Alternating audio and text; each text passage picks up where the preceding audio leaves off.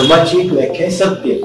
सत्य सत्य म्हणजे धर्म, त्याग म्हणजे धर्म, परोपकार म्हणजे धर्म, अहिंसा म्हणजे धर्म. म्हणजे ही धर्माची तत्व आहे. आता असं असताना तुम्हाला सांगितलं हा असं तत्व आहे धर्माचं. मग असे अनेक धर्म असण्याचं कारण काय? सत्य तर एकच असेल. कारण तुम्हाला सांगतो.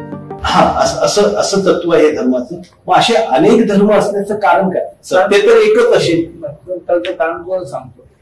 आपण कर्म करून आलो आणि ज्या परिस्थितीत आपण जिंकतो त्या परिस्थितीमध्ये तुम्हाला आणि मला काय पाहिजे ते आपण त्यांच्याकडून घेण्यासाठी आपण प्रयत्न करतो. त्यांना जे पाहिजे ते देण्याचा प्रयत्न आजपर्यंत आपण नाही केला आणि त्यामुळे धर्मतत्व विरुद्ध झालं.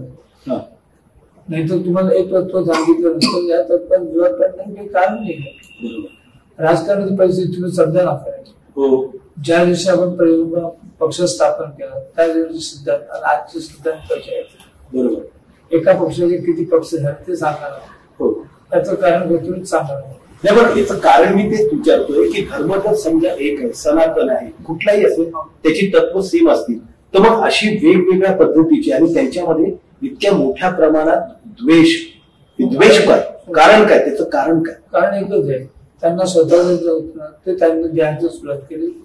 जीवन सांगितलं ते सांगायची सुरुवात त्यांनी केली नाही. या पलीकडे दुसरं काही कारण नाही. तो मतभेद काही कारणच नाही. आज गणित शास्त्रात मतभेद आहेत का? त्यात ज्योतिष शास्त्रात त्यात मतभेद आहेत. वैद्यक शास्त्रात मतभेद आहेत. आयुर्वेद शास्त्रात मतभेद आहे.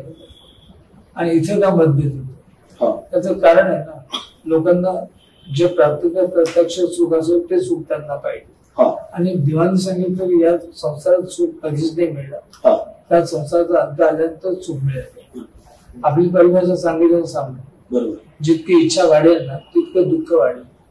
जितकं इच्छा कमी होईल तितकं सुख मिळेल. आता पुन्हा सांगायचं. मला दुसरा एक प्रश्न इथे येतो की आता समजा आपण स्वातंत्र्याच्या पूर्वी पाहिलं तर शिक्षण खूप कमी होतं लोकांचं किंवा नव्हतं शिक्षण. पण आता आपण बघतोय की खूप शिक्षण झालेले लोकांना, खूप शिकलेली लोक असतात पण तरी सुद्धा त्यांच्यामध्ये कल्चर ते दिसत नाही. शिकलेल्या लोकांकडून अपेक्षा असते ना की शिक्षणाने माणूस विद्या विनयनं शोभतो, की विद्येनं विनय आला पाहिजे, माणसाकडे नम्रता आली पाहिजे, करुणा आली पाहिजे, प्रेम आलं पाहिजे. पण शिकलेला माणूस आपल्याला असं दिसतंय की तो जास्त उर्मट झालेला आहे.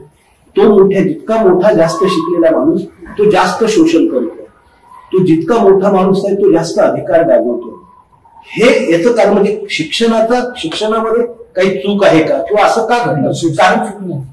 आपलं चूक होती आपण काय केलं, आत्मरक्षाचे शिक्षण आहे तिथे पैसा धनरक्षी शिक्षण झालं. या पलीकडे काय झालं मी सांगणार. आज भारतात राष्ट्रपतीशिवाय मुख्यमंत्री होणार किती होणार आणि सगळ्यांना शिक्षण पण ते दिले. ज्यानं सगळे मुख्यमंत्री होतील ना त्याप्रमाणे सगळ्यांना राबवून देतात शिक्षण दिलं. याचा काही अर्थ आहे? शिक्षण पद्धती वेगळी झाली आणि त्यामुळे झालं काय सगळ्यांच्या इच्छा वाढल्या. इच्छाचा अंत नाही आला. बरोबर. आणि शिक्षण कसं पाहिजे आत्मलक्षी पाहिजे. आणि आत्मलक्ष नसल्यामुळे हा परिस्थिती उत्पन्न झाली. शरीरलक्षी शिक्षण आहे. शरीराला कसं सुख मिळेल त्याप्रमाणे आपण वागायचं. त्यांचा सिद्धांत काय रोटी कपडा आणि नफा. बरोबर. नक्की रोटी कपडा आणि नफा शरीराला आहे का आत्म्याला स्वस्त सांगा ना. शरीर आणि लक्षण काय झालं का ते शरीरलक्षी शिक्षण असल्यामुळे आणि आत्मलक्षी शिक्षण नसल्यामुळे मतभेद होणार असतात. कारण का सगळ्यांचं शरीर एक नाही, आत्मा एकच आहे.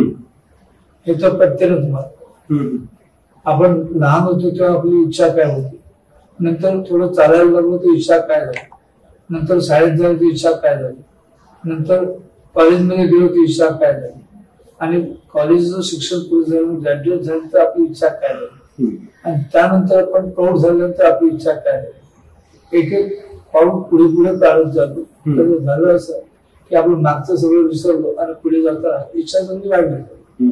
इच्छा होती बेट मारून नको